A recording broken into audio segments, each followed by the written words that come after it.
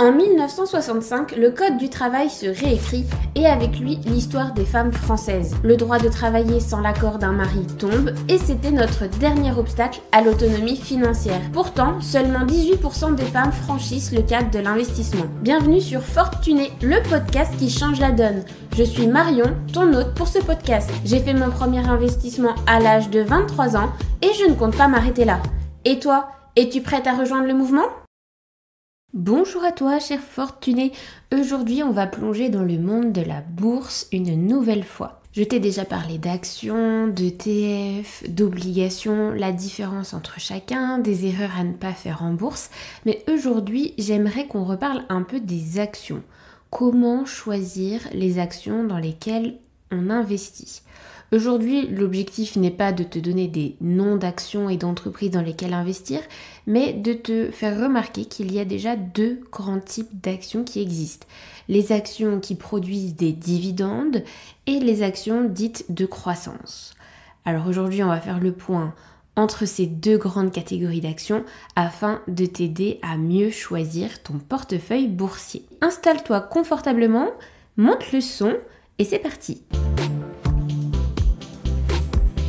Commençons déjà par les actions à dividendes. Donc les actions à dividendes, pour celles qui ne connaissent pas, c'est des entreprises qui vont répartir le bénéfice qu'elles font entre tous leurs actionnaires. Et cette petite partie du bénéfice qui va être reversée si tu détiens une action, ça s'appelle un dividende. Donc ces actions, elles sont plutôt attrayantes parce qu'elles t'offrent un revenu régulier sans rien faire de plus. Une fois que tu as acheté une action, 2 actions, 10 actions, peu importe le nombre, tu as le droit à un petit pourcentage des bénéfices. Donc forcément, plus tu as d'actions dans une entreprise, plus tu vas toucher de gros dividendes parce que ta part va être plus importante. Mais même si tu avais une seule action, tu toucherais un pourcentage des bénéfices. C'est exactement le cas dans les entreprises comme Total ou Orange. Ce sont des entreprises françaises qui, depuis des années-lumière, te produisent des dividendes et te les versent régulièrement. Alors, selon l'entreprise, elles vont te les verser tous les mois ou le plus souvent, c'est tous les trimestres ou tous les semestres ou il y en a, c'est tous les ans. Voilà. Ça, pareil, c'est précisé sur le petit récap informatif quand tu regardes quelle action acheter. Tout ça est bien évidemment précisé avant de cliquer sur le bouton acheter, hein, on est bien d'accord. Ces actions-là, c'est un excellent moyen de générer des revenus passifs, c'est-à-dire des revenus qui tombent tout seuls, sans nécessiter du temps ou du travail de ta part. Ça intéresse forcément beaucoup d'investisseurs qui parfois cherchent même à vivre uniquement de leurs dividendes. Pour ça, il faut bien évidemment avoir placé énormément d'argent, mais à terme, c'est tout à fait possible. Par exemple, on pourrait très bien se dire, et c'est vraiment accessible à toutes, que si on investissait depuis notre plus jeune âge, dès qu'on entrait dans la vie active, se dire qu'à la retraite, nos dividendes pourraient nous faire un complément de revenus, voire pour celles qui auraient placé énormément, carrément une deuxième retraite, voire beaucoup plus que la retraite classique prévue par l'État, ce serait pas déconnant. Et oui, c'est possible pour toutes. Vraiment, je t'assure. Avantage supplémentaire, les actions à dividendes, ce sont des entreprises qui sont souvent très établies et financièrement stables. Ça peut donc être rassurant si tu es une investisseuse qui privilégie la sécurité plutôt que la croissance rapide. Donc typiquement, si tu as quand même un peu peur de faire tes premiers achats en bourse, ça pourrait être sympa pour toi d'aller chercher des actions à dividendes, puisqu'on se doute que c'est pas une action qui va énormément bouger en termes de valeur, elle va pas croître très rapidement, et en plus de ça, ça te génère un petit revenu à côté qui te permet de les réinvestir, tous les dividendes que tu touches, libre à toi de les réinvestir plutôt que de les prendre sur ton compte perso et de les utiliser. En revanche, comme pour tout, il y a des inconvénients à ces actions à dividendes. Enfin, ce sont des inconvénients si toi tu juges que ce sont des inconvénients. Bref, je t'explique. Puisque les entreprises te donnent une partie de leurs bénéfices, ces bénéfices, elles ne peuvent pas le réinvestir dans leur propre entreprise pour aller chercher de la croissance. Donc, c'est forcément des entreprises pour lesquelles le prix de l'action va augmenter légèrement, peu à peu. En tout cas, ça ne va pas faire un prix de croissance très rapide puisque on ne leur permet pas de réinvestir tous leurs bénéfices pour aller chercher de l'amélioration dans leur boîte. Deuxième inconvénient, les dividendes sont imposables, ce qui peut forcément réduire ton rendement. Alors, sur ce point-là, ça va dépendre. Puisque si tu investis en bourse via un compte titre, effectivement, il y a la fameuse flat tax des 30% qui s'applique sur tous les revenus boursiers. Que ce soit parce que tu es vendu une action et que tu as fait une plus-value, tu auras 30% d'imposition sur la plus-value, mais effectivement, tu as aussi les dividendes qui sont imposés puisque c'est jugé comme du revenu. Par contre, en France, on a un truc de génial que pas beaucoup de Français utilisent malheureusement, ça s'appelle le PEA. Normalement, je t'en ai déjà parlé dans de précédents épisodes de podcast. Et vraiment, si tu n'en as toujours pas un, même si tu n'investis pas tout de suite, mais s'il te plaît, ouvre-le, puisque à partir du moment où il s'est passé 5 ans entre le jour où tu l'as ouvert, peu importe si tu l'as utilisé ou pas, et le jour où par exemple tu vends ou tu fais des bénéfices, peu importe, où tu sors de l'argent de ce PEA, s'il s'est passé au moins 5 ans, tu as une imposition faible puisque les 30% ne s'appliquent pas. L'impôt revenu va être annulé et tu n'auras que 17,2 de prélèvements sociaux. Et encore une fois, tant que l'argent est à l'intérieur du PEA, même si tu perçois des dividendes et que tu les réinvestis, il n'y a pas d'imposition. L'imposition, quand on a un PEA, ne s'applique uniquement quand on sort l'argent du PEA. Et donc, idéalement, on ne sort pas d'argent avant 5 ans de détention de PEA pour bénéficier de l'abattement de l'impôt sur le revenu et d'avoir du coup une taxe à 17,2% au lieu de 30%. Donc voilà, à toi de voir si ces inconvénients en sont vraiment un. En contrepartie, on a de sacrés avantages. Passons maintenant à la deuxième catégorie d'actions, donc les actions sans dividendes. On appelle ça les actions dites de croissance. Ce sont souvent des entreprises qui sont dans des domaines assez spécifiques, d'ailleurs des secteurs souvent en croissance comme la tech ou aussi le luxe.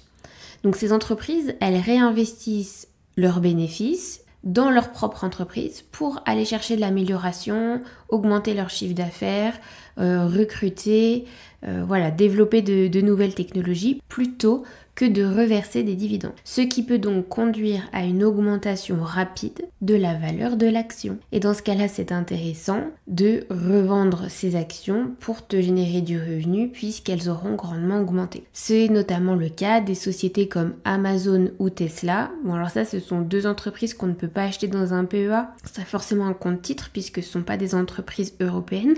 Mais par exemple, LVMH, qui est une entreprise française, tu dois connaître le luxe avec Louis Vuitton, tout ça, voilà, toutes les grandes marques de luxe, et c'est aussi une action, par exemple, sans dividende. Et où on va chercher la croissance du prix de l'action pour essayer de la revendre plus cher que ce que l'on a acheté. Donc leur croissance peut être explosive, en fait, ce qui fait que ce sont des choix quand même attrayants pour les investisseurs qui cherchent à maximiser leur croissance, leur capital. Mais on est bien d'accord, il y a aussi des inconvénients. Parce que attention, comme il n'y a pas de dividendes et qu'ils cherchent la croissance à tout prix, eh bien chaque décision, chaque contexte économique peut venir influer sur le prix de l'action. Par exemple, quand il y a un changement de PDG ou qu'il y a une crise économique, si le secteur est touché, l'entreprise fait moins de chiffres, sa valeur de l'action diminue. Voilà, c'est assez logique.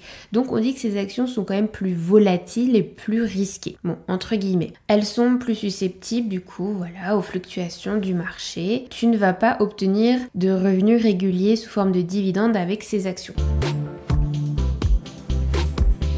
Alors, comment choisir ? Parce que c'est bien beau de savoir ça, mais maintenant, comment on fait son choix ? Eh bien, la clé, encore une fois, et je ne le répéterai jamais assez, c'est de comprendre ton profil investisseuse. D'ailleurs, si tu n'as toujours pas téléchargé le template Notion pour découvrir quel est ton profil investisseuse en faisant le quiz, en faisant le plan sur ta gestion financière, en déterminant tes objectifs financiers, je t'invite à le télécharger gratuitement. Le lien est toujours disponible dans chaque description de chaque épisode du podcast Fortuné. Pour en revenir à nos moutons, donc une fois que tu as compris ton profil investisseur, tu vas savoir si tu as un profil plutôt sécuritaire, plutôt moyen ou plutôt risqué. Si tu cherches un revenu régulier et que tu as une tolérance au risque assez faible. Voilà, ça te fait un peu peur quand même tout ça. Tu vas peut-être préférer les actions à dividendes. Ça pourrait être un meilleur choix. Puisque comme on l'a dit, ce sont des actions pour qui la valeur va être beaucoup moins volatile, beaucoup plus stable dans le temps, qui vont augmenter, oui, mais sur le long terme. Vraiment, toi, ce que tu vas chercher, c'est la réversion de dividendes. Et si tu as bien choisi tes actions, que tu as vu que ce sont des entreprises qui versent des dividendes depuis plus de 10 ans sans jamais avoir manqué à leur versement, et bien normalement, tu devrais les voir tomber régulièrement sans trop de prendre la tête. Donc ça pourrait être un choix plutôt sécuritaire et qui te permettra de dormir sur tes deux oreilles. Maintenant, si tu es prête à prendre un petit peu plus de risques pour chercher une croissance et du coup un rendement plus élevé, tu peux te tourner vers les actions sans dividendes, donc les actions à croissance, qui pourraient être beaucoup plus appropriées. Troisième stratégie possible, c'est encore une fois de diversifier. Ça peut être très judicieux. Combine à la fois des actions à dividendes pour chercher une certaine stabilité et d'aller chercher quelques actions à croissance pour te permettre de bénéficier du meilleur des deux mondes. Voilà, encore une fois, la diversification, on aime ça. Ça te permet de lisser tes risques et d'aller toucher un peu à tout. Mais commence par l'une des catégories et une fois que tu es plus à l'aise, va chercher la deuxième. Voilà, maintenant que tu as une meilleure idée de la différence entre les actions à dividendes et sans dividendes, j'espère que ça t'aidera à faire de meilleurs choix dans tes futurs investissements d'actions. N'oublie pas que l'investissement en bourse comporte des risques comme tout investissement et il est donc important de faire tes propres recherches avant d'investir. Normalement, le jour où je publie cet épisode, on est lundi. Et il reste normalement une bonne semaine de podcast pour finir le challenge, un épisode par jour pendant 30 jours. Au moment où je tourne cet épisode, il y a quand même déjà 300 écoutes depuis le lancement de Fortuné, donc je vous remercie toutes chaudement pour cet accueil et pour vos premiers retours. Mais sur les 300 écoutes, les filles, il y a 2 notes sur Spotify, donc 5 étoiles, merci beaucoup, et 2 avis sur Apple Podcast. Il me semble que vous êtes plus que 4 à écouter ce podcast, alors si tu as 2 minutes, je te remercie chaudement de bien vouloir laisser une note ou un petit commentaire de ce que tu penses de Fortuné et de le faire découvrir aux femmes de ton entourage pour qu'on soit encore plus nombreuses d'ici la fin de la semaine. Je compte sur toi. Et voilà, c'est tout pour aujourd'hui sur Fortuné. Un immense merci à toi, chère auditrice, qui est restée jusqu'à la fin de cet épisode. Ton soutien et ta présence sont le cœur battant de ce podcast. Si tu as aimé notre voyage d'aujourd'hui, prends un moment pour laisser un avis sur Apple Podcast ou Spotify. Tes étoiles et tes commentaires aident Fortuné à rayonner et à atteindre d'autres femmes incroyables, comme toi, désireuses d'embrasser leur indépendance financière. Et parce que ce podcast est le tien autant que le mien, je veux savoir quel sujet brûles-tu de découvrir dans un prochain épisode? Quelles sont les questions qui te tiennent éveillé la nuit? Partage tes idées et questions et ensemble construisons les prochaines étapes de notre aventure financière. Je te donne rendez-vous demain pour un prochain épisode. D'ici là, sois forte et tunée. Bye!